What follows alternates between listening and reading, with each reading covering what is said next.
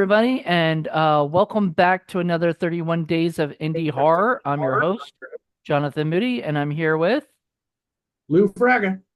Lou. How are you doing, Lou? Good, good, Good. good.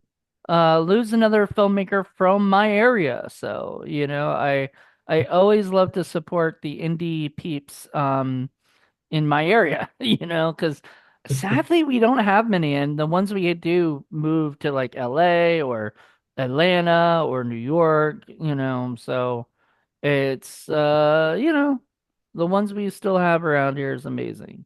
Need to hang So on to them. we got to for sure. So we're here to talk about a movie. Had you heard of this movie?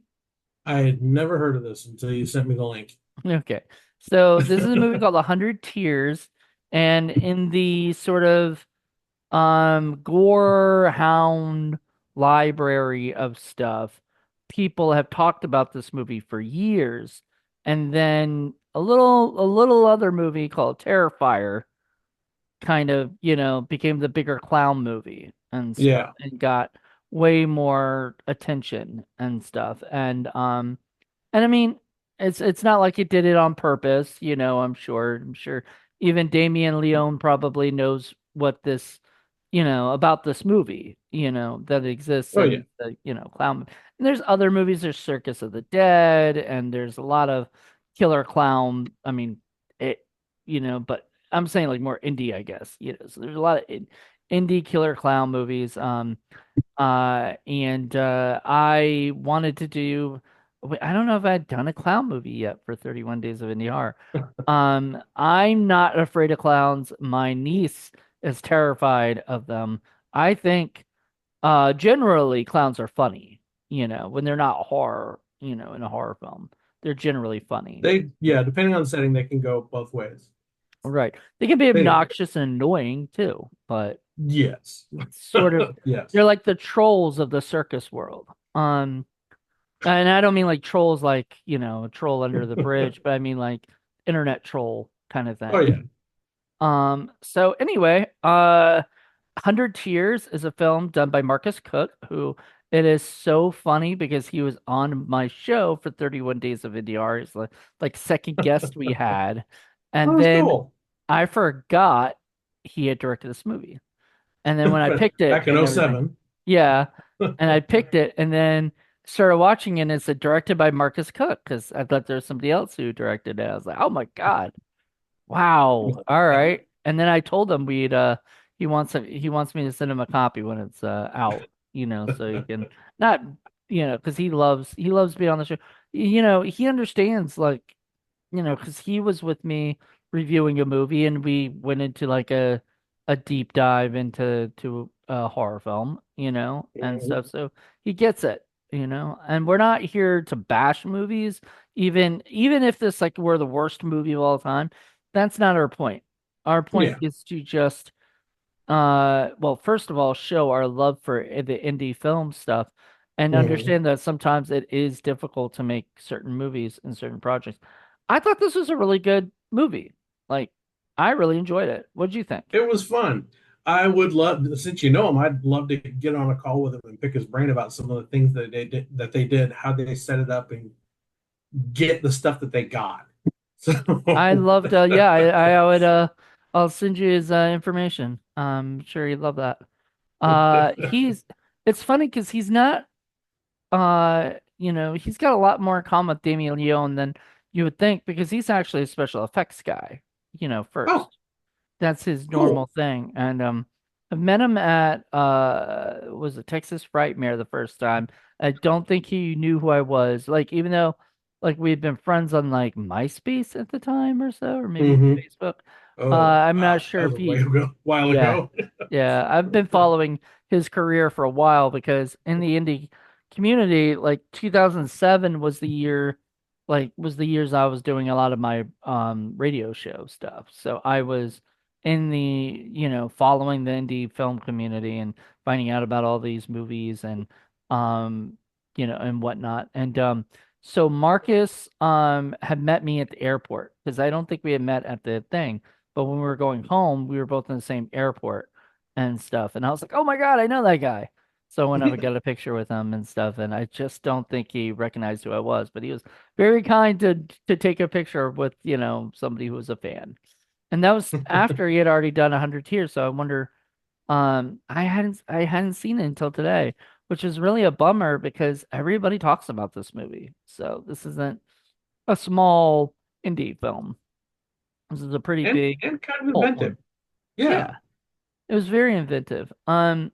So I guess we'll go into like the story, and Hmm.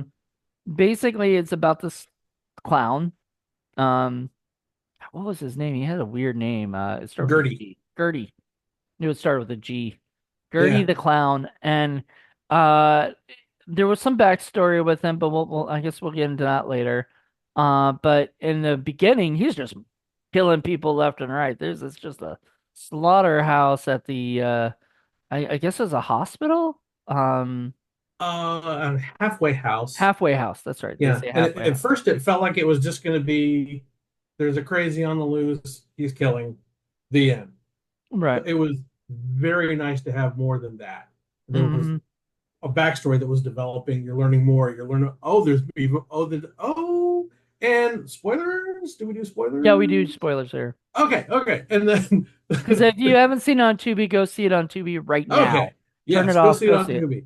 Yes, there's a death in an alley after a makeout session. She's fine. The guy's dead. And I was wondering, how did she walk away from that? Nice twist. So, yeah. Oh, daughter, just as psycho. Okay. So Yep. that was clever. Very clever. Rain Brown plays the daughter, and I've been also following her. I think I used to have her. I think I had her. Yeah, I had her at least once for one of my radio show episodes, and I just interviewed her, and then I met her physically at Monster Mania. I want to say in New Jersey. Not New Jersey, the one in Maryland. And I think the same day I met Monique Dupree, and she's also sort of big in the indie horror world and in wrestling apparently now. So I love her to death. But like Rain, I had met there, and I mean, I was super excited because here's these independent filmmakers and actors and people working together. And it was about that time, like you still see it now, but like there was a heyday of like Scream Queens, like early 2000s Scream Queens that were like in the B movie indie world, Mhm. and they're there now, like Angel Bradford and Jessa Flux and all these great names that are still out there doing this stuff, but like when you look at like somebody like Rain and whatnot, at that time they were in some pretty good movies that were getting good distribution. Like I think 100 Tears got a pretty good distribution. What is it? A ton of Rain's movies did, at that Mhm. time. And so she was out there, everybody was out there doing like this indie thing. It was before people really did like crowdfunding. Yeah. And honestly, I mean this is gonna sound really bad, but I think honestly crowdfunding and it's a great way for people to get money and everything, but after a while it's kind of lost it for me. Like I would love for people if they could to go back to like finding, financiers, in person and stuff and You doing do a lot more problem solving when you have no money. And so you can come up exactly. with some really unique results that really there's no other way you would have come up with them because you're stuck right here in this situation and you got to do this and this and this Hmm. with nothing to work with. Make Nothing it to work. work with. Make it You happen got you got now. to be more creative. Yep. And this was pretty creative, but I think this had a lot more planning and Oh, definitely. it had a Yeah. lot more. The special effects were pretty freaking awesome. Yeah. The I makeup mean, effects were good. they were like right before Terrifier came out because Terrifier came out in 2013, and Huh? this movie had like all the like stuff going, in the head and Cut and down the and middle of the head. down the middle of the head. That was so awesome, wasn't it? Like, Yes. oh. Yeah. Yeah. I mean, I've but seen plenty of decapitations. I like the split. yeah, the splits. I mean, stuff like that are cool, and Hmm.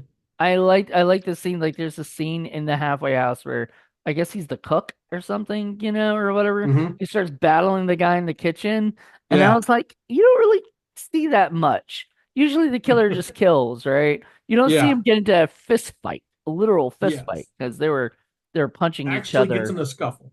Yeah, and I mean, the dude's a big dude. You don't. Hmm. I would not want to meet that guy in a dark alley. Um, especially not in a clown costume, or whatever. But he's your typical, and once again, he's a silent clown, right? Like, he Yep. doesn't talk. He just does Nope. that stuff. Once again, sort of like Art the Clown, and everything. Yep. So I hate comparing the two, but there's a lot of similarities, which, Yeah. I mean, not that that's bad or anything. It's just, it kind of, it It's a does kind style of, choice. it does kind of Yeah. suck that this was not the movie that got more attention and got all that, like Yeah. $18 million in the box office, like this deserved that too, because this is Hmm. very inventive and the kills are pretty freaking awesome. Part Um, of me was wondering at the time, since it's '07, that if it was starting to get lost in the explosion of post-production becoming affordable, you could actually do a whole lot on your computer at home that you didn't need hundreds of thousands of dollars and a bunch of technicians. You now just had your laptop or your tower, and you could do editing, music, visual effects, all at home. And so there was kind of an explosion with digital, particularly with DV. There was an explosion of movies that were getting made. Sundance, the first year they accepted digital submissions, they went from getting around 125 movies a year to over 4,000 that first year. It wow. it boom blew up the numbers. And so part of me is wondering is, I mean, this was clever. It was fun. Yeah. Did it get lost in any way in the explosion of movies that all of a sudden a whole lot more people could make? I don't know. But Probably. it I was around that time. So maybe I that's why it doesn't really get the credit that it's like this was really inventive. I've seen a lot of stuff where it's just someone going around killing people. Look, here's more entrails. Yay. This actually was clever. uh, So it had something that stood out. I mean, yeah, it had a lot of guts and, coming out of people, Yeah. and it had a lot of cool deaths. But yeah, also it had a story. Like, it wasn't just like you said before, a maniac on the loose murdering people and that's it, Yeah. We and had that in then the '80s. So yeah, and we had that with even 70s with like yeah. Halloween. I mean, Yeah. there How was a many ways little can you bit kill of a teenager? That was the joke in the '80s. and and that was the thing. Yeah, how many teenagers can you kill? But like, there was also like in Halloween, you got a little bit of backstory on Michael, but not a lot. Yeah. You kind of knew from the beginning that he was a kid that murdered his sister and you find out he went to an insane asylum. But that's it. Yeah. And then he escaped pretty quickly into the movie, like, so you don't really get. That's kind of why I didn't like Rob Zombie's Halloween, because We've it seen it. explained too much. Yeah. After a while, this actually explained enough. Like, it wasn't too much. Without going overboard. Right. But I felt Yeah. like, you know, because, it's so funny because you think, like, did he do it because he was in love with somebody and then she broke his heart? Or was it because he just was psycho? And I think it was both.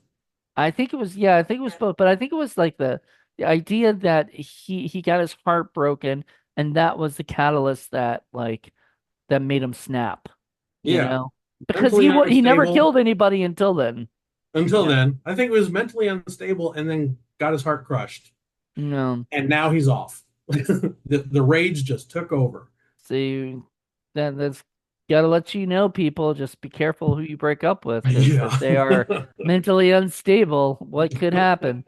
But yeah, I, I had a friend who was schizophrenic and a really good friend of mine, and unfortunately can't we can't really hang out much anymore. I'm just a little bit too like she doesn't take her pills anymore, really. Oh. And I just can't be around that. And there was one day I was hanging out, went slept over as a friend, just slept over, and my thought in my head was she could kill me in my sleep if like the voices in her head told her to, you know? And Mm, you gotta wonder like how people who do crazy, I mean, not that this is not a true story, by any no. stretch of the imagination, but this is, this, I mean, could this happen? Um, I I don't know. Maybe. I mean, it's likely enough that Nutcases it have won't. gone on rampages, you know. People, yeah, people have gone on killing sprees or whatever. Yeah. Would you classify this? I guess this would be a serial killer for sure. Yeah. Maybe not though, because Going through the halfway house, they were going serial killer. I'm thinking more close to mass murderer. Because yeah, to me, mass serial killer is like murder. the one you get the one person alone and kill them. About a week later, you get the one person alone, you kill them. This guy tore through a whole house. Also, serial killers have sort of a reason, like for killing certain and people. and a type, Yeah, and a type. a narrowed type. This guy just killed Yeah, everybody, like Dahmer ate people that found people that he's specifically wanted to eat, and stuff. and he went after good-looking guys. So I mean, Right. You didn't you know, feel good to be suddenly the nerdy, pimply-faced kid at the bar that night? You were yeah, safe. Yeah, you were safe. I wonder if he ever said that to somebody. He was I don't like, you know what? I would eat you, but you're safe. know. You know. Too Um, many zits. too many sets. So anyway, he ended up this Gertie was just going around killing people. So yeah, he's a mass murderer. He's just around just killing this person. He just doesn't care. He chops off the head of some Yep. wheelchair chick and then shoves her body down the stairs. I'm like, what the heck? I thought he was gonna do that first, like, and stuff. But I'm pretty sure they did that because they could have like the head fly off or whatever, and then a fake body be on the The thing. Like wheelchair. it's a stunt. The way to do a stunt without actually having to have the person be there. You know. Yeah. And then I get the full weight of the right I down the know, stairs, right, right into the camera. right into the camera, and then God. People tried to run and hide and everything, just couldn't, you know. Well, one Um, kid, yep, one which is kid. how they knew there was a clown. Yep. The kid Um, said there was a clown. yep, there was a clown, so they knew, oh, there's a clown. And then we get to meet our I guess our wannabe heroes or whatever that are trying to get and they don't want to say it, but they work for a tabloid, you know. Yes. They're So, but trying to break from the tabloid. They want to do something real. yeah, they want Not, to have a aliens ate my baby, I don't know. Those are fun because they're like fiction, you can Oh say yeah. what, you know, uh, Sasquatch stole my newspaper. I mean, and my dad actually collected, I don't know if he still has, I'm pretty sure he still has them, but he collected like, Sasquatch, Bigfoot, news clippings. Clippings. Yeah, Yeah. and stuff. He loved those. So anytime anybody found one, they gave it to him so he could cut them out Nice. and everything and keep those. I don't know what. Don't ask me why, because he's never told me he was a fan of Bigfoot. It was this Like, thing. yeah, it was just Everyone has a thing. I think he just thought it was funny. I don't know. I might have to ask him because that's but yeah. So so here we go. So we meet the two journalists and they have sort of a weird relationship. Like I guess they're like best friends or Yeah, I something. guess they're buds roommates. They joked about sex, but She was not interested in him. yeah, she's not interested. He'd say okay if she said yes, but you know, but Right. they, yeah, it's like they woke up in the. I couldn't tell if they have the one trundle bed kind of thing, and that's just what they both sleep in together, even though they're not in a relationship. But she woke Hmm. up like laying face up on top of him, um, not like embraced or anything, but face up on top of him, just completely yeah, morning routine. You know, Yeah, they were very platonic. very platonic. I mean, there's at one point, I guess she's like, what was she doing? She was like doing push-ups or something, and Sit-ups. sit-ups, and making grunting noises, and he was like joking about, if, if you're gonna masturbate, please let me just watch, kind of thing, You get more sex if you did more of these, the sit-ups. yeah, exactly, and they had like that relationship and stuff, and kind of reminded me of me and my former roommate, who I never joked about sex with, though. That was the difference. Like, we would joke about everything else, but we didn't say that stuff because I like, it was strictly platonic to the point where we just see each other's brother and sister. They were a little different. They don't see, they at least he doesn't see, that way. Like, he would want more if she would give that to him, but Oh she yeah, he would no be open. interest. Um Now, was it so like, so they have this like friendship, and they're working together, doing journalism together. Like, I don't understand. I would normally think that you do stories alone, like different stories, unless like one person's the photographer, Well, or he something. was the photographer. She did more research, and I got the picture. They kind of tackle different aspects. She has people she can call on to try and get information from him, kind of the same, but in different directions. So they Hmm. seemed like a journalistic duo. Duo. They I've really never did seen feel that like, before, but yeah, they really did feel like they're kind of taking care of the opposite ends of what gets needed for an article, and they were trying to break free from tabloid stuff and do something real that would get them. It wouldn't be the fun silly articles. They were trying to do like real investigative journalism, and they went after the wrong one. that definitely was the wrong one. Did not Um, go well. the guy is the writer of the film, Joe Davidson. Oh yeah. So yeah, which is so funny that he gave himself like the role of like sort of the guy who doesn't get whatever, because maybe when he was, I don't know if Marcus cast him or if he was just like, hey, I'm playing that role, I've claimed that role. I bet he was But laughing the whole time, I bet he having a was. great time. I mean, when you write something like this and you kind of write the character to be kind of more comedic and, comic reliefy, Mhm. you're having fun, or whatever. And I truly believe he was enjoying himself. So they go off, and they're basically trying to solve the murders, and figure out who's doing it. And when they find out it's a clown, and it becomes like those movies where, the investigative journalists go off and try to solve the case without the cops, even though the cops tell them, let the cops handle it. Back off. We're the professionals. Well, yeah. And Well, look what happened to them too, yeah. Um, eh, No, they're not going to back off. They want the scoop. no, they're, yeah.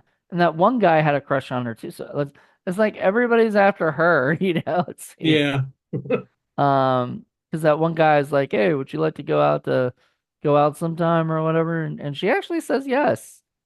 I don't know if she was just saying yes to be nice, to like keep him as her, on her good side or something. Never ends up happening. And Yeah. on top of that, later, the um the two cops are talking, and he kind of talks about, her or whatever like that, like, that he's interested in her romantically. and stuff. And I was wondering why he never like he did ask her out and she did kind of give him an okay. So why it would have been cool to see a scene where those two were in like a coffee shop or something and he's interested in her romantically, but she's still just pumping him for information. You know, Okay, that that would would have have been, worked. yeah, that would have been a cool scene. I don't, it's still, the whole movie still worked. I'm just saying, like, I would have loved to explore like the relationship angle with that because then, it would have, because honestly, at the end of the movie, when, or toward the end, when both the cops died or whatever, you don't really feel anything for the cops. I didn't feel like I didn't have Not any really. emotional like connection or anything. And I think if Mhm. there had been like the start of a romantic thing and then she found his dead body, I think there would have been a little bit more like I would have felt something. But maybe that was a choice. Maybe that was maybe that was a writer's choice of like they didn't want they didn't want you to feel anything for most of the victims, and Yeah, most of the right? victims were nameless, and they Most of were them just were. somebody who showed up on camera and walked around the corner, and now they're dead. Yep. But interesting kills, don't know anything about them. The only one you really are gonna feel anything for is oh my god, why am I blanking on his name? He's the of the two journalists. It's the guy. I Oh, keep the wanting to main say guy, Jeff. but Yeah, yeah, the main guy. the writer of Yeah, the the writer, the guy who wrote the um movie. yeah His character. his character's Mark Mark. Yeah, Mark you Mark felt Webb. something for Mark because you'd actually grown to like him through the movie. Right. Yeah, so when he dies, you feel sad. Mm-hmm. Um, but you know, and then of course, I mean, then the girl's the final girl, right? And stuff. Yeah, And there's even a twist it there looks like she's because gonna buy it. yeah, it looks like she's gonna die, but she thankfully does not. And then I mean there's twists. We'll get to those in a second. There's some big twists at the end that I Yeah. love. But you sort of so we get introduced to Christine, which is played by Rain Brown, and Mm-hmm. Christine is like I guess she was with her mom or whatever. And Yep. the first thing her mom says is, "You look like a clown." And I thought that was a little weird later now, knowing that her father is a clown. Did her mother not know who that her father was a clown? Or is she starting to worry? Okay, well, So looking back, that's what I'm wondering is you look like a clown. And their head maybe going, oh crap, oh crap, oh crap, oh crap. Are you yep. taking after your father? You take it after your father, which we don't know because she never says anything for us because that's supposed Nah. to be a twist. So, and then do you know what remember what her response was? I like clowns. Oh, okay. I was gonna say I remember she kind of dismissed whatever was being said and left. Yeah, but she said like I like clowns. And that stuck with me because I was like, whoever actually says that? Nobody. Then it hits me later and I'm like, oh, that was, so I remember that line and stuff because like I said, my niece hates clowns. I have a lot of people in my life that are, my friend Crystal, who's a special effects artist as well. She Mhm. hates clowns. She'll probably do a clown makeup for whatever, but she'll do it and then run away, and everything. Like she does not like it. I don't get it. It's called chlorophobia. There are a lot of people who have that fear. And Yeah, I don't have that. yeah, I think clowns are funny. And I like them on both ends of the spectrum. I love a cool, scary clown. Just a really cool, like some black and white illustrations I've seen, pen and inks of some really creepy, just really scary clowns. Those are cool, and I do like the funny clowns. So it, it's they don't funny. bug me. Yeah, they don't bug me at all either. Um, I like the one from like was it Freak Show on American Horror Story? I Um, never saw that. well. The guy who Oh, played it is wonderful. He's a great actor. He's been acting in forever and stuff, and he's just really creepy, you know. And I mean, I don't mind creepy clowns because they don't really scare me like to the point where I'm like, they just I'm just like, ooh, look at him, or whatever. Um, it's funny when they do like a killer clown, like Pennywise is creepy looking, like Mhm. completely, like absolutely scary. Then you look at like our clown from 100 Tears, he's very not creepy looking. He just looks like a clown, you know? Mhm. And to It's his me, actions. well, I mean, I think that's even better because Mhm. I mean, other than having like if you just saw that guy, right? And he didn't have any weapons on him, you wouldn't think that guy was a bad guy. You would just think that guy was a regular clown. Um, if you saw him, but once you see him with like a hacksaw or a, axe or whatever he has, what kind of weapon he has at that particular moment, he's Mhm. he's scary. He's terrifying. And like everybody who sees him is like, "Oh shit." And they like run run Well, run they're also away. seeing the giant cleaver. Yeah, Yeah, that's what I'm saying. Like once you see it's that like big, foot and a half cleaver. yeah, once you see those things, those like weapons, then you're like, "Shit. Okay, I got to Yeah, run." that's my more of my oh shit moment is that thing coming at me. Not Yeah. necessarily the clowns. Oh, that's gonna hurt. Yeah. Yeah. I don't want that guy, sticking that Yeah. into me. Um, remember, remember, like I don't know how long ago it was, but there were like clowns spotted in places, in like the woods Oh and stuff like that. yeah. You know, Yeah. And whatever happened to that? And why didn't anybody make a movie about that? that's true. There was some weird period of time where there were clowns. There would just be some clown walking through a neighborhood, And and there's this another sighting of another clown in some other neighborhood. They were totally unrelated. And it was yeah, what the early. it It was. was around that time, the early 2000s. It wasn't like a clown, kind of conspiracy thing, like where Yeah. clowns were running around like, on purpose. They weren't communicating. It just happened that like clowns, and some of them were like in the woods or something, and people just randomly see a clown in the woods. And it was almost like Bigfoot. Like you would go and say, There's "I a saw a sighting. clown," but we couldn't. No, nobody else found them again. But all these people were like reporting clowns all over the place. And I just was like, that just sounds like an amazing idea for a horror film. Nobody ever did that.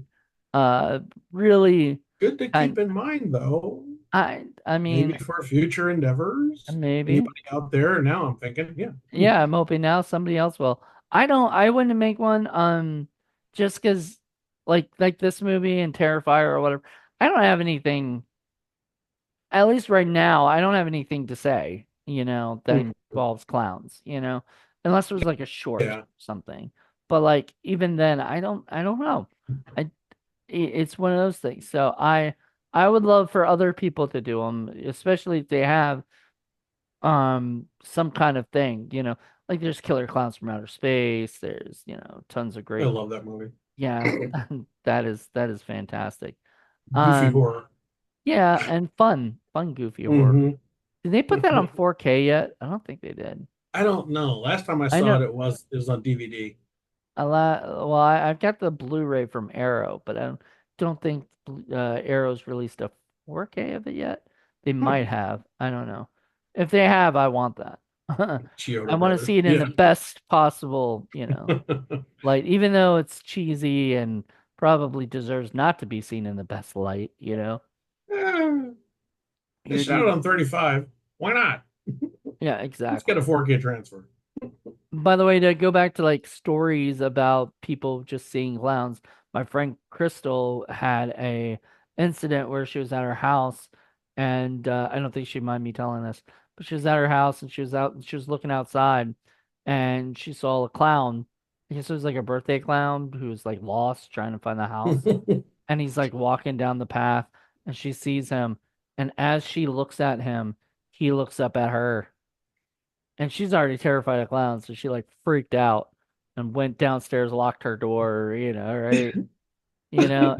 And he was probably just looking for because he started like waving, I think.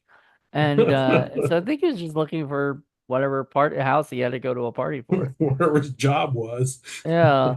I think clowns are fun. You can do a lot with the clown, especially in horror, you can do a lot with the clown. You Mhm. know, they have like sacks that they pull stuff out of, and there's just lots of stuff. What? Patton Oswalt has in one of his comedy specials on Netflix, he has at the end a clown at a party story that is absolutely hysterical.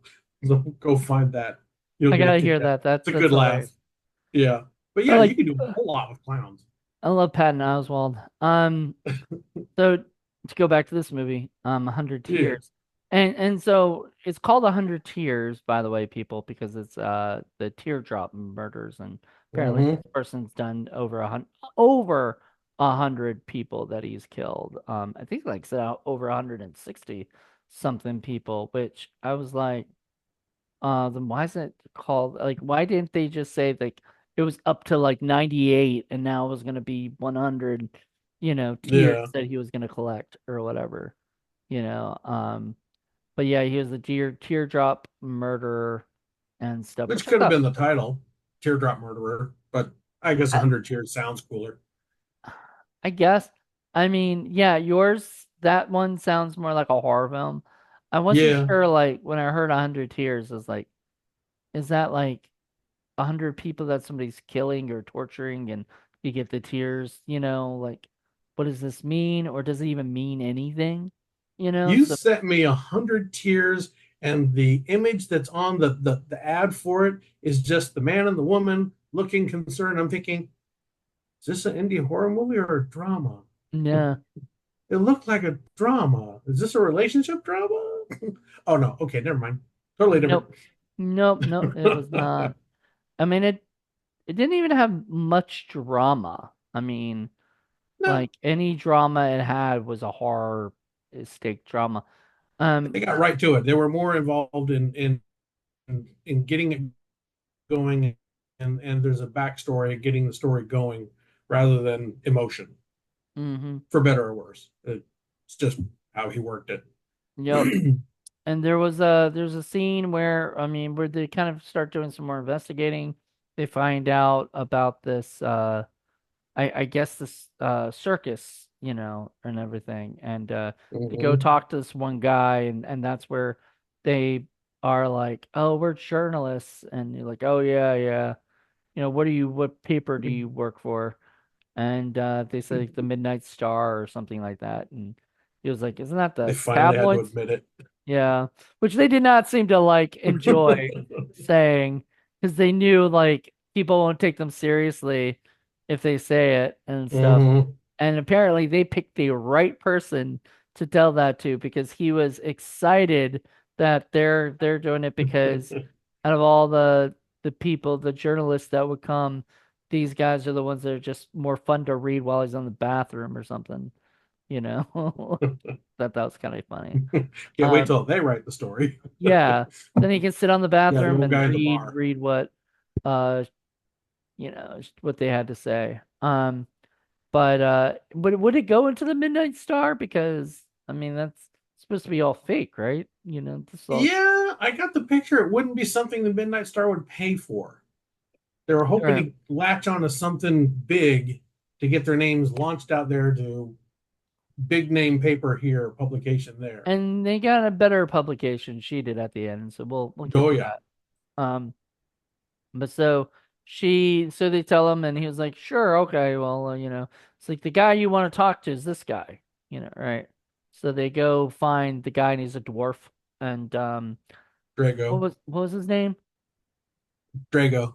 Drago. Yeah, And Drago thinks it's the cops and like the FBI that's coming after him or whatever. So he starts he booking. panics and runs. Yeah. That was the funniest chase scene I've ever seen in a movie. He's like they're chasing him all around the field or whatever, and then they end up going on the he ends up going up on the roof of the car trying to Yeah, find he's on him. like a bus or something. Bus, yeah. Yeah. And the Guy's guy's like, I'm a like, dwarf. Look yeah, below. yeah. Oh yeah. Yeah, I thought that was hilarious. I thought that was such a cute little scene. And he's actually one of my favorite characters in the movie. It was fun. Yeah, he was a good sport about everything.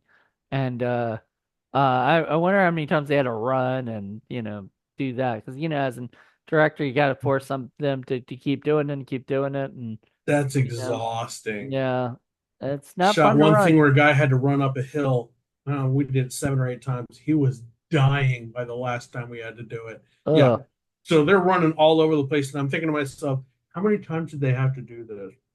Oh God, that's exhausting because they're in yep, tall grass too. That's not fun. So, nope. oh well, Uh, you know, weird production asides. So, Hey, look, I think he's also the producer of the film too, I'm guessing. He helped put it into things, so blame himself, like that's all he's you got to. wrote it, man. You wrote it, you wanted to act in it, there you go. Like Could have he met him probably in a coffee house, but no, you wrote a chase scene. That's I'm on you, buddy. I'm also friends on Facebook with Joe and I love him. I think he's great. He's a great sport and he did a fantastic job with that. But Drago was a lot of fun and then basically Drago told them some he said he would give him, if they come back, he would give them some more Yeah, come information. back in a day. Let me ask around, even though he already knew the Well, information. he knew, but I think Mm, he wanted to double check and see if what he knew was something either he could explain about or, or whatnot, and it felt like he like was almost getting I don't want to say getting the guy's permission, the guy in the bar, but it's kind of like you realized it was, I need to confer with this guy first before I can tell you anything. exactly. You know, well, I mean, the guy you know, sent them Yeah. to him. So, I mean, you should have already known, like, he should be able to say whatever. Because the guy recommended him of all people. Like, Mm-hmm. it seemed like the guy at the bar knew all the information himself too. You know, Mm-hmm. Just didn't want to say anything. didn't want to say anything. I mean, I'm guessing it's also because they know the clown, and if too much information got leaked out, which we find out later, like he wasn't too happy with them, Mm-hmm. and It'll stuff. come back on them. He came back on him and yeah. So they do leave or go back out and then later on they come back and get the whole backstory of what happened, which confused um both the both sides. So, he tells the whole story of the murders and stuff and what we talked about earlier where he fell in love with this woman and this The woman love kind of triangle with the yeah, strong man, and there's two women and Gertie. yeah. And then And yeah, Gertie um gets sort of strong armed by the strong man and told not to yeah, kind of like, whatever that, and yeah. The whatnot. other woman was claiming that Gertie raped the other woman, Yeah, which set the strong man off, and that was their fight and the start of all the killings. Was he had to exactly. kill the strong man, and then he killed the woman for lying, and off he went. Yep. Off you went to the wide, wide world of just Murder spree. going on a murder spree. But what confused me a little bit was that the guy at the bar said that what's his name's been dead for 20 years, right? Gertie's been dead for 20 years or something. Do you remember that? Did they think? Yeah, there was somebody was dead for 20 years. He's been dead. Was he talking about Gertie or the Or the woman? teardrop killer itself, I don't remember. I don't remember. But it was a little Or he strange was 'cause trying to throw him off. I thought he was talking about I thought he was talking about Gertie. I thought he was talking about that. He may Gertie's not have going to been. bother us because he's been dead for 20 years, so don't worry about it. It's not Gertie. And Yeah. that confused Drago. So when Drago hears them say stuff about the woman and everything, um, it got a little bit confusing. A And little. so um um later we see. Christine, I think her name, the Hmm. Green Brown is getting a ride, and And she's from killing people by doing like the Joker thing. yeah, Well, not by doing it, they're dead, and she's slicing them wide, which is throwing them off as far as which killer is which, because yep. that's not the teardrop killer. You've got to. You got two killers, and then we find Yeah, out because we see her and him together hmm, or whatever, and he shows her like pictures, yeah. that he had, He has and like their history in pictures and file, and here you go. that's You're Gertie. my daughter. Gertie Or he shows shows it to her. to Christine, yeah, and then she's Yeah. like, "Oh my God!" Like it Daddy. totally makes sense to her now why Hmm. she is, and so she starts acting like a brat daughter. Like there's times where she's like gets mad at her dad, like you didn't let me do this, or We're not indulging her. she's making up for lost daddy time, Yeah. and yelling at him a lot and stuff, and Shades of Veruca Salt. But I yeah. wanted to do that. But I wanted to do that. You didn't let me, you know. All the way up to the last like the bits where they go back to the what is it? They go to the what was it? Like Was it like a it's like a warehouse? warehouse downstairs in the basement of some warehouse that the Yeah. two guys that he killed earlier were looking at renting. Mm-hmm. And he also killed the real estate agent because he killed Right. everybody. Because it gives everybody. Why not? He kills everybody. You know, it's what you do. Well, it's what he does for sure. It's Yeah. not what I do. Everyone needs a Don't hobby. Yeah. lump him in with like me.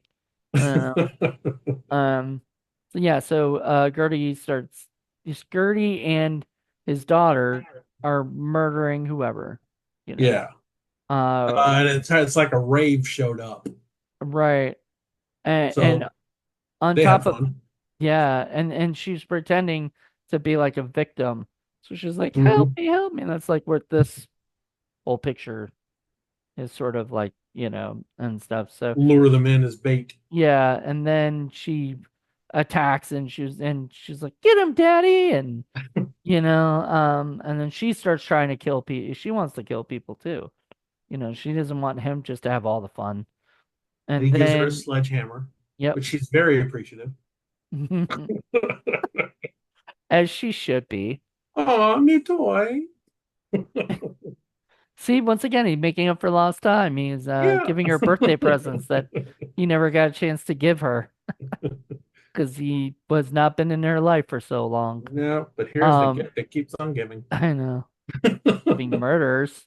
Slam. Um, So what is it? So they're doing all their stuff there, and what's his name? And Mark and what was the girl's name? Uh, Suddenly Jennifer. can't remember. Jennifer. Jennifer Jennifer and Mark are had told the cops where to go, and the cops were like, "Don't go there. Don't don't go in. Just wait for Hmm. us. We'll go in. You stay out there." And I guess they did. They listened. Except wait, Mark did go Nope. in. They No, go Mark in went. because they want to get the scoop. That's Because right. if all the cops show up, then it all goes away. Yeah. So they They won't want the get the scoop. They they want the want to story. get the but I mean, you're like, I'm sorry, man. I don't care how much of a journalist I want to be. I'm not going to put myself in danger to Well, it's a Moody.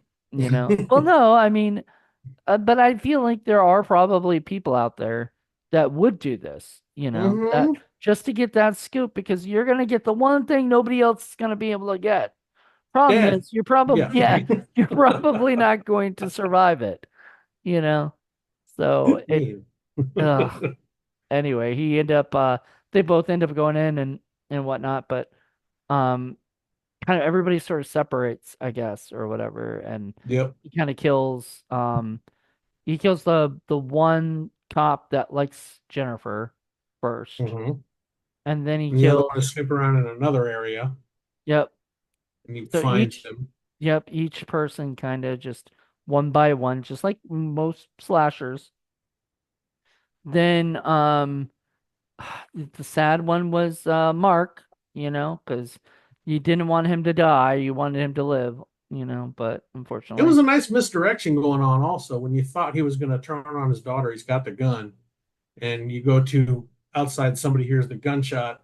So it did sound like he twisted his little mind and shot his daughter. Oh, okay. Well, that family didn't last long. And Hmm. come to find out, that was him killing Mark. Or Yep. actually, Mark was already dead, I'm sure, but that was him shooting Mark Hmm. in the head. In the head. And then, yeah, and you're really sad about that. And then Jennifer gets kidnapped or whatever, gets, whatever, and then she sort of escapes and whatnot. And then another twist happens, and the fucking girl shoots her father, I think, right? Like, Oh, how did he die? because I thought I she suddenly shot can't him. remember. Somebody I think shot you're him. right. And I thought she shot her own daughter or her own father. Her own So father. and the way that I saw it, and maybe I'm wrong, but maybe the way I saw it was she did it so that she could be free and do what she wants to do, kill whoever she wants to kill. No You know, restraints. no restraints. No, No she doesn't blockage. have to wait for her father to give her permission. She can just go Hmm. do it. And that's what I thought. Like I thought she did it because she was the most savage, even more savage than Gertie, you know. Hmm. Because Gertie Gertie had more of a heart, you know, and He everything. had more of a drive. She directly was getting pleasure out of killing. Yeah. So then she's walking down the street and she forgot that chick was still alive. So she runs her over. And then the credits start rolling or whatever, or about to roll, and then we get a little clip from what is it? That what's her name? Jennifer had written a book about it and everything. And then there she's signing the book. It kind of reminded me of like like Scream or any of those kind of things, or Hatchet. Hatchet did it later. And like what was it the fourth Hatchet movie had it where uh one of the what this one character was, signing, having a book signing for the murders Mhm. that happened and everything. Um, so Victor Crowley, that one. And then so she's signing the books, and somebody comes up and and says he's like her biggest fan, and she's like, "Oh, great. How do I make it? Who do I make it out to?" And he says the name of, I guess, the other guy that's been Mhm. murdering people, like another clown or something. Mhm. Because it wasn't Gertie. Gertie's dead. But there was like another clown name, right? Or something. Because later it just says 200 tears instead of when, like, we're setting up for a sequel. Do you know what I'm Yeah. talking about? Is that very confusing to you? Actually, I, I didn't see it. You didn't The see that credits part? started. I let it roll up for a little while, and then I Okay. turned it on. So So you didn't, I'm now fascinated. So yeah. They set up for a I didn't sequel. realize there's a So, cutscene at the end. I'll go back and watch it. yeah. Well, the problem I have with Tubi is that it if you don't stop it like real quick, after about 30 seconds they give you another movie, Oh, right? And stuff. yeah. So that might have happened with you. I don't know. I've But watched a couple movies on Tubi, not too many. yeah, So, so there's a cutscene. It was a nice little like, oh, this is gonna like set up for a sequel. Which I'm kind of upset that there huh. was no 200 tiers. You know, um, I don't think It there's was gonna '07. be. He's had the time.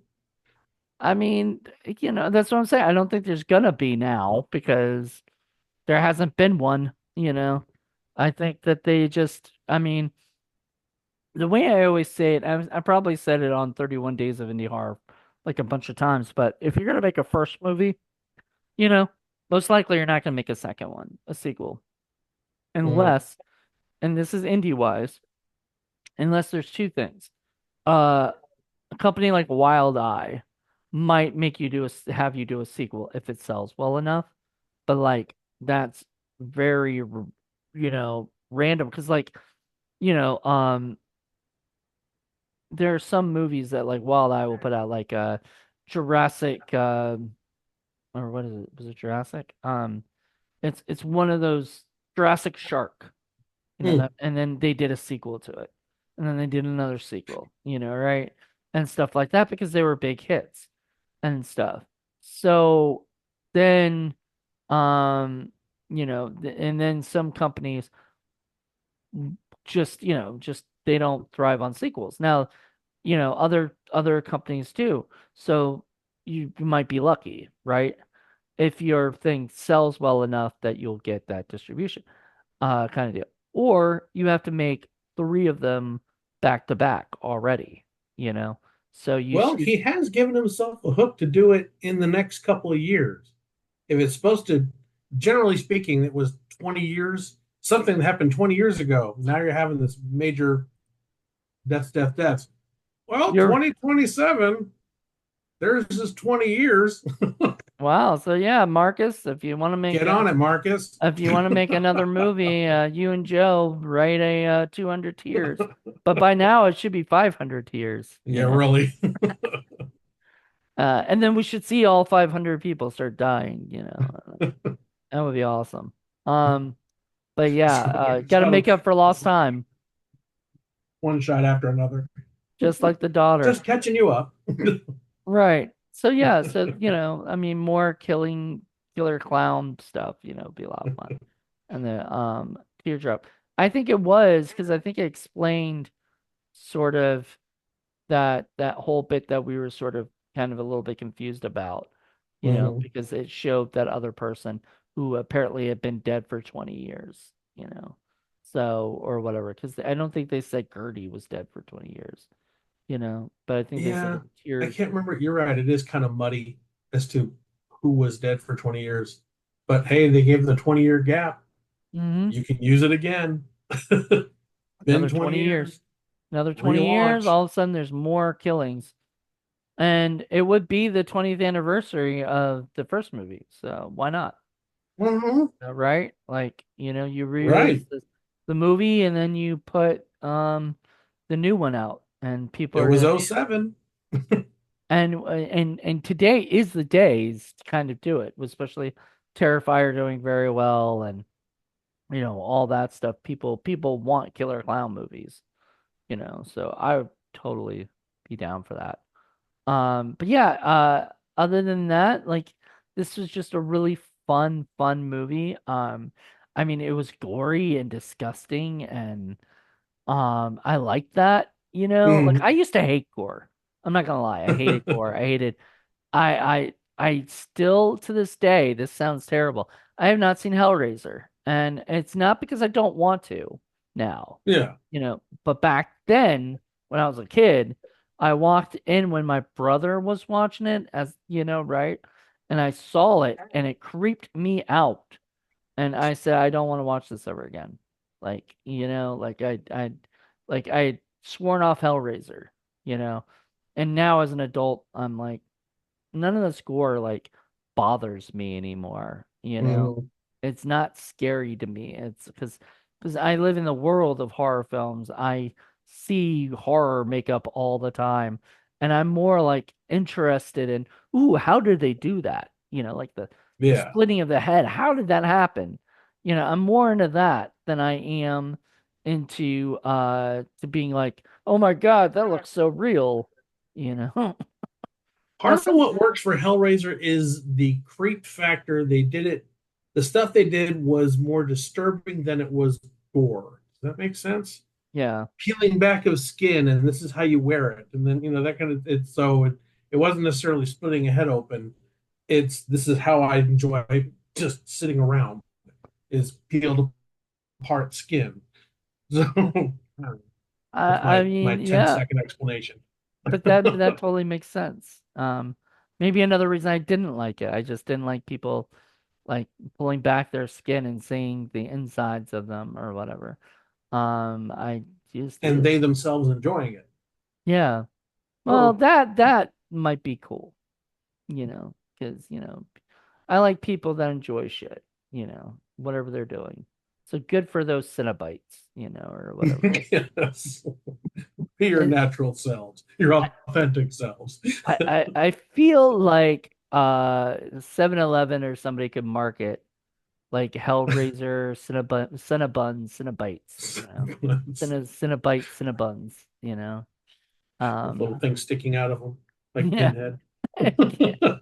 He's the only one who does that, right? Or is there's another chick who does I it too, can't like remember a if there's another Lady one. Pinhead or something. I've only seen the first one. I've only seen blips of any of the sequels, just Yeah.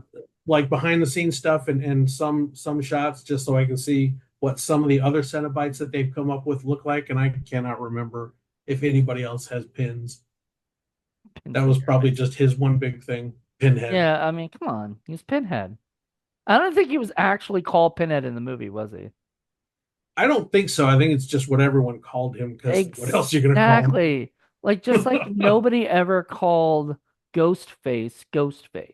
Yeah, I mean, nobody goes, "Hey, it's Ghostface on the phone for you." It's like, God, exactly. God damn it, don't tell him. Ghostface, what up, dude? Yeah, What's up? Like the scary movie, the which is scary movie. so funny. A lot of people don't realize this. A lot of horror, newbie horror people or anything don't really realize this, but Scary Movie was actually the original title for Scream.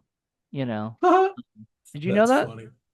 Yeah, No, the that's original title funny. was Scary Movie. He sold it as Scary Movie, and then Miramax wanted to change it, or Dimension, or whatever, wanted to change it because it just sounded too funny to them. Huh, Right? It that sounded makes like a sense. comedy. So then later, a little company named Dimension put out a movie called Scary Movie, Scary movie. and I don't know why they did a whole thing where they mocked their own brand, but I guess that's better Made than a ton somebody of money. else doing it. You were at Nightmare Weekend. Did you see the guy walking around with the scary movie high It was not a nightmare face? weekend. I was not. I was Oh, sadly not. bummer. I wanted to be. I just didn't have money this year for that. Oh well. Well, there was a You know, guy walking around with a scary movie mask where he was high and he had a joint that's like nice. huge. And Yeah, he that's just from walking around yeah. that. What's that? Uh, was the guy from Scary Movie? Like, was any of the people from Scary Movie actually there? I know No, it who. was just a cosplayer. Okay, I Not didn't that I'm know aware if. of, but this was a cosplayer just walking the Yeah, floor. It was that's hilarious. that's cute. I love that. I love horror conventions because sadly, so this weekend is Scarefest weekend in Kentucky.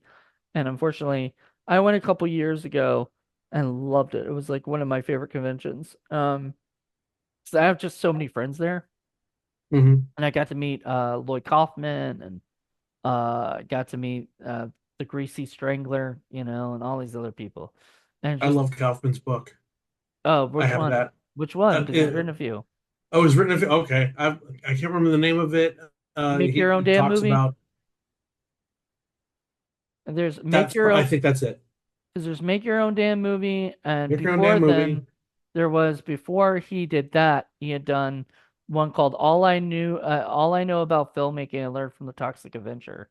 So that was No, his I first think it's one, make your own damn movie. and then he made And Make Your Own Damn Movie. Then he made Produce Your Own Damn Movie, Write Your Own Damn Movie, I have Direct Your Own Damn Movie.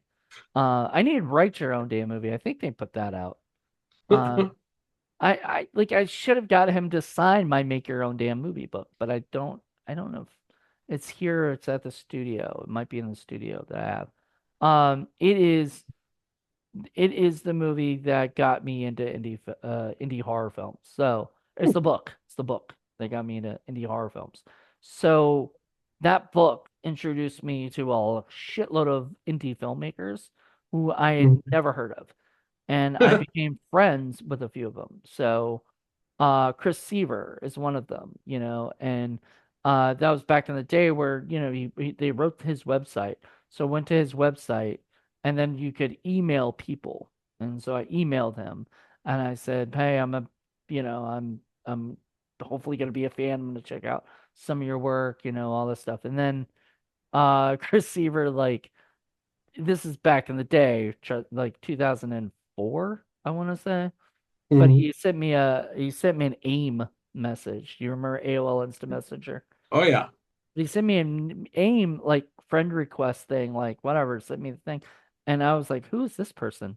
So I checked on it and we became friends like after that.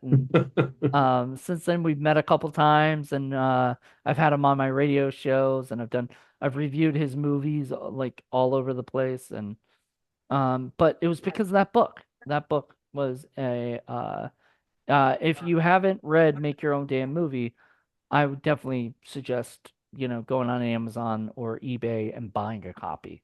Or if you Mhm. see the Trauma table at like Scarefest or some place, go Go say definitely go hi. check it. Go say hi and I think he sells I guarantee he sells that book there because it was the thing that got him, that helped Trauma out with indie filmmakers, Mhm. thing. I love the chapter written by a guy who used to work for him, and he shot DV footage while Kaufman was still shooting 35 millimeter, and then it gets back to Kaufman saying the TV is just utter crap. This little argument within the book itself, and since then, digital has been what's taken off. That's what I shot mine in, digital. So yeah. Right. Exactly. And it's so funny because Lloyd himself really fought for a long time on film. He Hmm. did not the purity of film, kind of like Tarantino still does, He's And like, Spielberg.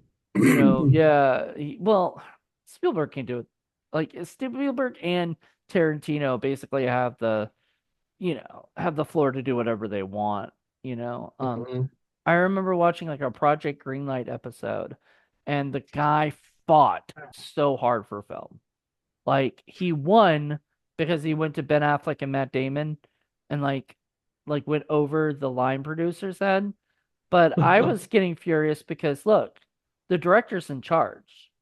You know, the line Hmm. producer's there to help the director out. The line producer shouldn't be telling oh, we don't have the money to do that. Well, figure that out then. You know, Yeah. like, yeah, you've got to figure that out. If the director wants to shoot on film, and stuff, and the studio says that's fine if you can figure that out, then figure it out for the director. Yeah. Uh, I don't know That's how where they're much comfortable. I don't know how much Shoot, of it was shoot where they're real. comfortable.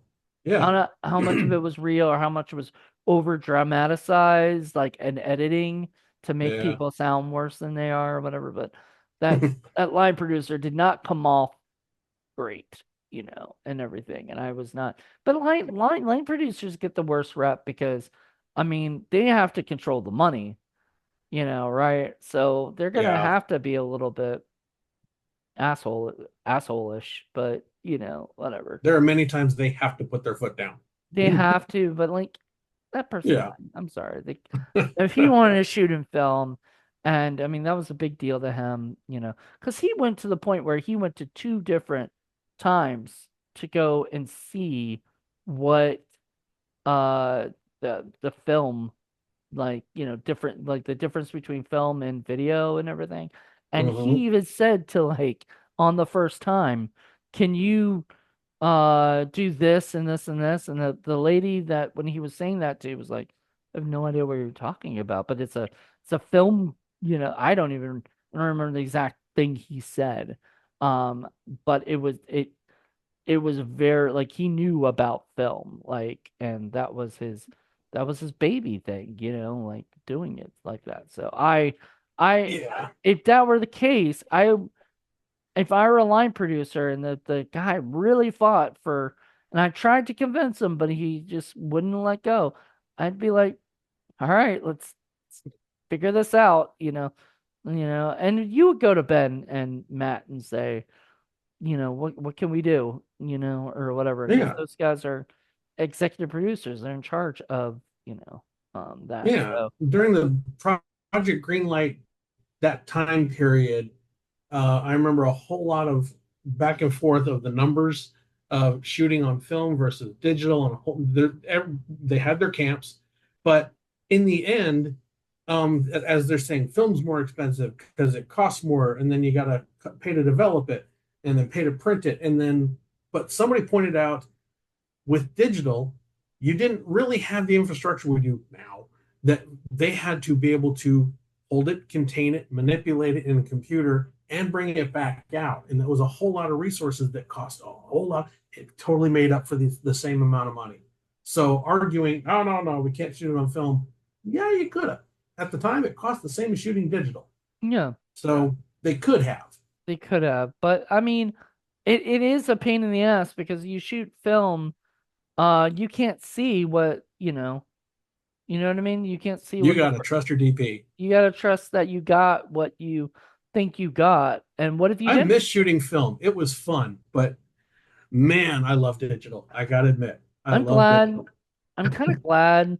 Like my first venture into filmmaking was mini DV and everything. Mm, I didn't start out with a Super 8 or the 16 or millimeter. 16 millimeter Yeah. or a Bolo or whatever. I none of that crap. I started literally when my dad had a video camera, like a VHS video camera. You put the, Mhm. the VHS tape in there and then Oh you yeah. taped what you had. And then you would go tape to tape, I guess, and edit. But I never did because I didn't know that was the thing. Nobody had ever told me that, and I never like looked into it. So I just whatever we shot was what came the movie, In So camera editing. not even in camera editing, just no editing. It just was the movie. So if we did a Yep. scene, we shot something, then we shot the next thing, that movie was the movie, and I didn't know anything. I didn't know better because at that time I wasn't looking up books or how to do this stuff because I honestly I wanted to be an actor. I didn't want to be a filmmaker to begin with. And I wanted to be a writer, an actor and a writer. That's it. Just like Joe, you know. I didn't want to be I wanted and I still, honestly, somebody were like, "Hey, I'll take over the reins of directing one of your films." I might be like okay with that, because uh less pressure, and B, if I'm acting in it, it's better that somebody else tells me where to go and what to do than myself because I've got a million other things I'm probably thinking of at that time, Mhm. So I get it. But I love this movie because it had Marcus as the director, it had Joe as the actor and writer and probably producer. And all of them were out there doing their thing and they did a great job. And I was pretty impressed, by this. But Yeah. it was probably shot in like mini DV or something, or like whatever the closest digital. Like I don't think this was shot It on. looked like some version of mini DV or HDV. Yeah. So Just technically, that's what it looks like. That's neither good nor bad. That's just what it looks like it no, was. there was these films being made, um, like High Eight, and it was like HI8, and it was Yep. like this idea of like eight filmmakers making eight films on High Eight, and everything. Mhm. And nobody's made mini DV8, or whatever Yeah. yet. I would love to see that. I think Marcus was part of one of those things too. Oh, I that's don't know cool. if not let me look that up real quick because I want to be able to say that actually for a fact because I don't know. But I look, I love, yeah, he was it says he was special effects on it. So I'm guessing if he did the special effects, he probably directed a segment, you know. But yeah, it was shoot. Um yep, he was one of the directors of High Eight, Horror Independent 8 is what it was like, but it was High Eight, obviously. He was also the Yeah. director of American Guinea Pig Bloodshock, um, Earth Girls Are Sleazy. I have his movie Fell, which is pretty good. It was made after 100 Tears, like 3 years after 100 Tears. Hmm. It was like this it's a psychological thriller about a guy who I guess is sort of going through some stuff in his head and everything, and you don't, it's sort of one of those things where you don't know what's real, what's not, what's going on, and all that I stuff. love those. Yeah, and it's a lot of fun. I remember I bought it because Jeff Dylan Graham, who's in this movie, I can't remember exactly what character he played, but he was a he was one of he's still, I mean, still around, but he's not. I think he's acting a little bit more now, but he took a break for a little bit. He didn't retire, you know, and come out of retirement. He just kind of took a break. He was dealing with life, you know, life on life's terms kind of shit Yeah, and stuff. And sometimes you need a break from, especially indie scene, because, you know, just a lot, you know, like you just need to take a be a break little and what? overwhelming to be doing everything. Yeah, it can be a Exactly. little overwhelming to be doing everything. Our movie that we did, oh God, I was the writer, the director of photography, and camera operator, and I'm doing the visual effects and editing and everything else was basically everything, putting it together and getting it forward was and moving along was done by three people, me and two other guys. So, and Mhm. thankfully we didn't have any real problems with actors. Everything went great. Had a 3 week shoot, but too many hats. We need more people. So I'm definitely going to need some downtime once this is done. You got to work with two of my favorite people now. You got to work with Nicole, who just worked with, and I It was a lot of absolutely fun. adore. Yeah, and she, as I was explaining to you before the show, she was on the episode before yours, so that's really funny. And you also got to work with Jason Cook, um, who, Oh, Jason Allen Cook. Yes, yeah, Jason Allen Cook, he and I, played Seth. Yes. yeah, and I absolutely love him. He's such a great actor, and he's such a nice guy, and I see big things coming from him soon because he's starting to Hmm. get his name out a lot more. Um, so I'm really excited for him. He's going to die horribly in the movie. Well, Just letting you know. I'm glad you said it was in the movie at Oh, the in the end. movie, yes. Yes. The way that sounded He's at first, I was perfectly like, wait, fine, and I what? hope has a whole bunch of gigs lined up. I do. I do too. But yeah, Um, in the movie, he dies horribly. oh, spoiler alert, jeez. Oh yeah.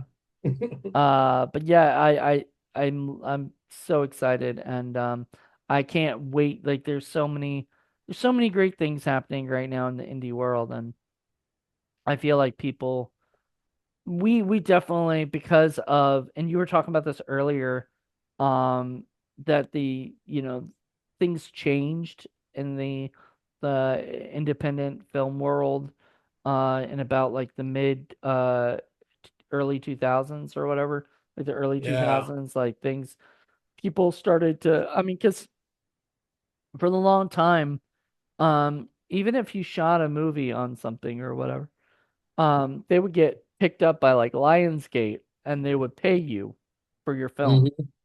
Now they expect you to make a $20,000 film and not get any money, period. You're Hmm. lucky if you see anything.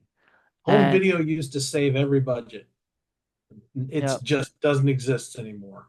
and that's because so many people are able to do it. And and what and it really does excite me because as a person who not only watches indie movies and stuff, but also is a big fan of indie filmmakers and indie you know, films, Hmm. I get really excited, but I also get a little nervous and a little scared, like something like Tubi, which put this movie out or let this movie come out. Um, Also will put out a movie by a guy who's not the greatest director, BC-14 of his stuff, but like BC-14 has like has a thing he does, you know, now where he just animates these movies, puts, you know, people's voices on it, and Hmm. they look terrible, you know. And he could do better, you know, because I've seen Yeah. some of his other films, and I'm like, you're a better person than what you're doing. He did in the beginning when it was he did let me give you an example. One of his movies is called Trump versus the Illuminati.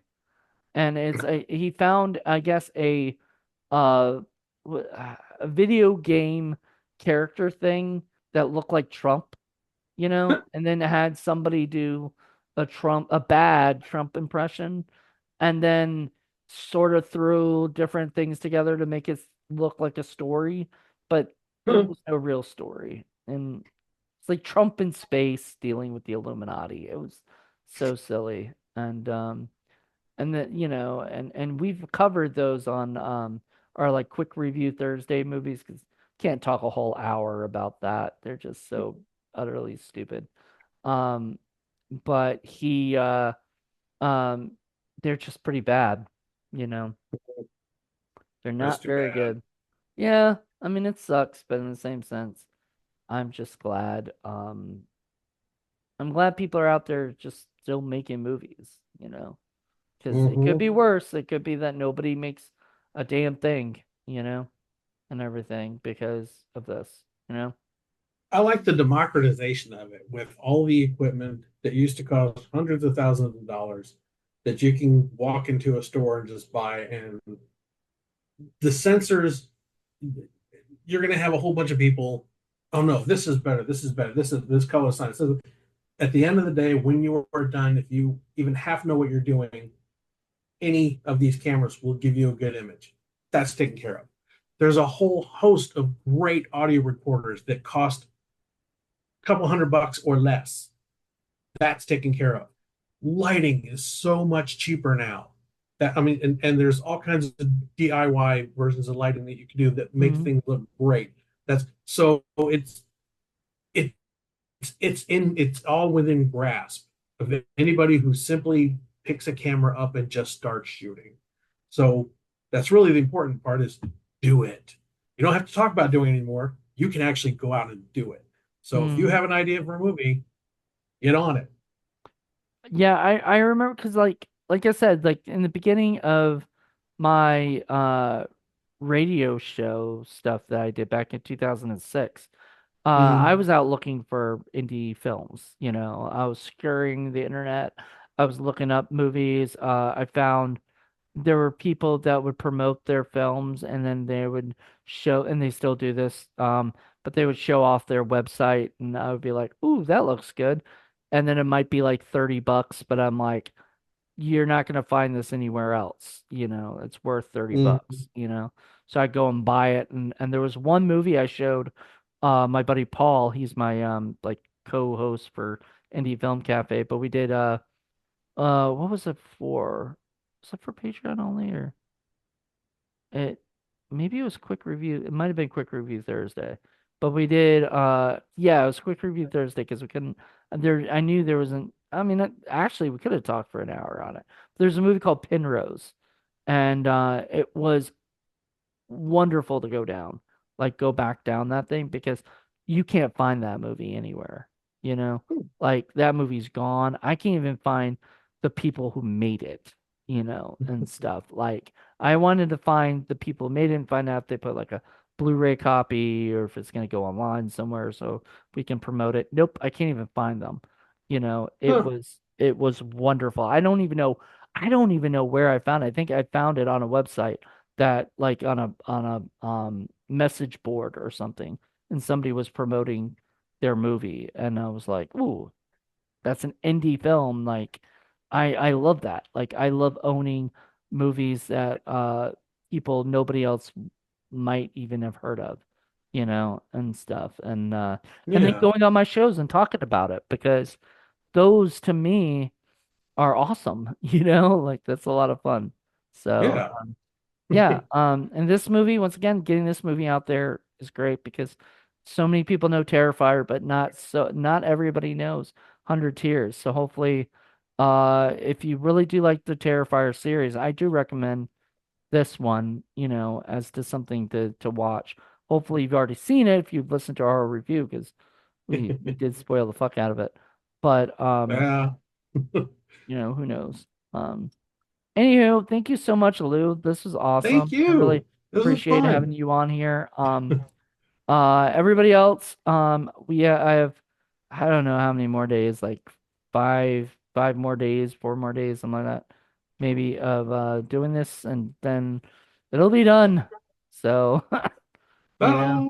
yeah, thank God. I'm gonna take a break from it for a couple months at least, just to Start back in the new year. I have to because I have to get 31 more things. And then I think I've kind of written it out that this might be like next season might be my last season. It's season 5. And I Hmm. figure, that's not a bad season to end on. And it's just because I can't, I'm not going to be able to do this forever because pretty soon, hopefully, I'm going to be doing more movie stuff. And so a lot of these like shows and things have to sort of go on the back burner, or Yeah. at least be delayed for a while until I, get my bearings going. I mean, I don't ever want to stop podcasting if I start getting into the more film stuff because I don't Just having want, too much fun. yeah, like I don't ever want to feel like, I let that go, you know what I mean? But Mhm. in a sense, I really enjoy just, you know, being here and being part of this. And hopefully people understand like when we do stuff like this, especially indie horror stuff, if even if we didn't like the movie, say we didn't like the movie, we're still Mhm. promoting the movie, Yeah. like we're still helping it get out there, letting people know. And look, if it sways somebody not to watch the movie, I'm sorry, but in the same sense, people should judge on their own, and I've always Mhm. kind of said that. I watch Siskel and Ebert still to this day. And when I watch old episodes of Siskel and Ebert, I always laugh because most of the movies that they say give 2 thumbs down for are the movies that I love, So like I can't say like all critics are gonna have my sensibility, and are gonna like the movies. Like I guarantee you they did not like the movie Ghost Dad. I just rewatched Mhm. that. The one with Bill Cosby. I Yeah. fucking loved it. I thought it was hilarious. And it had some really good moments to it. And I was very shocked because I thought I was gonna hate it. And I was like, oh man, there's no way this movie is as good as I remember it being, you know? Mhm. I think it was better than I And yet it remember it. was. I think it was better than I remember it being because there were so many adult jokes that I never got as a kid that I'm like, whoa. Bill Flew right Cosby. I over mean, your head. not hopefully pre-Cosby before he was a creep, but I don't know. You Yeah, never know. You never know when he started roofing women. You know, I know.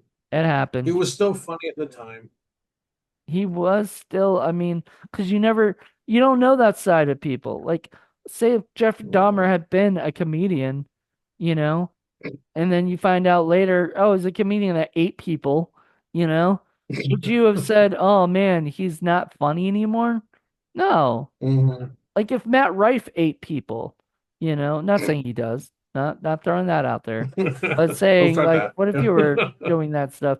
Would he be you know, is he a, no, Mhm. it's just, what I always say, separate the art from the artist. If the guy's funny, then he still makes you laugh. If he Mhm. didn't make you laugh, then he was just a good serial killer. Whatever. All right. True. All right, everybody. Hope you guys enjoyed this. Hey, If you guys had seen this movie, or if you haven't seen this movie, whatever, just let us know what you guys thought, and hopefully we'll have 200 tears to talk about in a couple of in just years a from couple now. years. Yeah, 200 tears in a couple years. It's a good tagline. Good Want to pitch. put that out there? Yeah, yeah, that'll be great. I would love that, but I don't know. Maybe we'd have to produce it. We'd have to get our ass off and produce it, like, get the ball rolling. Unless Get Joe's Marcus's just like, permission. I did it. I said all I needed to say. I'm done. And I was like, all right, because it should live and die with the writer. If he wants to do a Yeah. sequel, that's his choice. Um, all right, everybody. Hope you guys enjoyed this Thanks. and join me tomorrow for a Have brand new fun. episode. Until then, everybody. Have a good one. Bye.